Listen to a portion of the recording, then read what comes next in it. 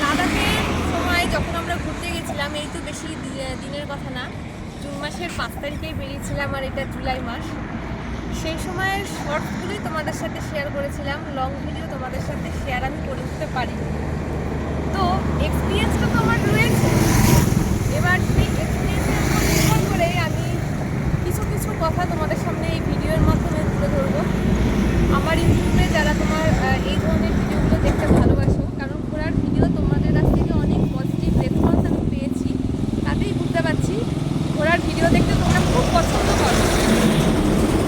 তো শর্টগুলো তোমরা দেখতে থাকবে, এর মাঝে মাঝে আমি আমার কিছু এক্সপিরিয়েন্সের কথা তোমাদের সাথে শেয়ার করবো। আজকে এত সুন্দর জায়গায় দাঁড়িয়ে মনে হলো এই কথাগুলো একটু বলি, কারণ আমার ঘরে না দুটো জায়গাতেই প্রচণ্ড বাস গাড়ির আওয়াজ হয়, সেজন্য কথাটি গুছিয়ে বলে উঠতে পারি।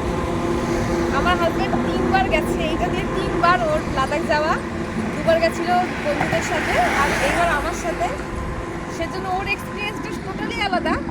আর আমি যেহেতু আমার এটা ফার্স্ট লাদাখ, এত বড় ট্রিপ, আমার এক্সপিরিয়েন্সটা সবটাই আলাদা। আজকে একটুখানি কথা শেয়ার করছি, তোমরা আবার নেক্সট ভিডিওতে কী ধরনের টপিকের উপর জানতে চাও আমাকে বলো, সেইটা আমি তোমাদের শেয়ার করব। আজকে আমি যেটা বলতে পারি, আমার লাদাখ ঘোরার এক্সপিরিয়েন্সটা ভীষণই ভালো ছিল।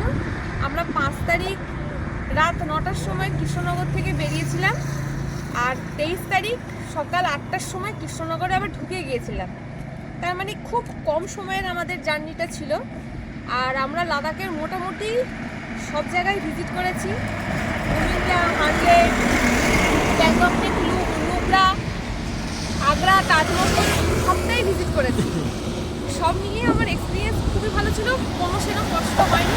তবে হ্যাঁ, অনেক কিছু পরিস্থিতি ফেস করেছি, সেইগুলো আমি না হয় একটা নেক্সট ভিডিওতে শেয়ার করবো। একটা ভিডিওতে এত কিছু বলছি না, আর একটা ভিডিও আমি বানাবো যে কিভাবে আমরা রুট প্ল্যানিংটা করেছিলাম, কোথা থেকে কত অবধি গিয়েছিলাম, কত কিলোমিটার এক এক দিনের রাইড হয়েছে, এই সব কিছুর ওপরই। তো তোমরা কি সেগুলো জানতে চাও?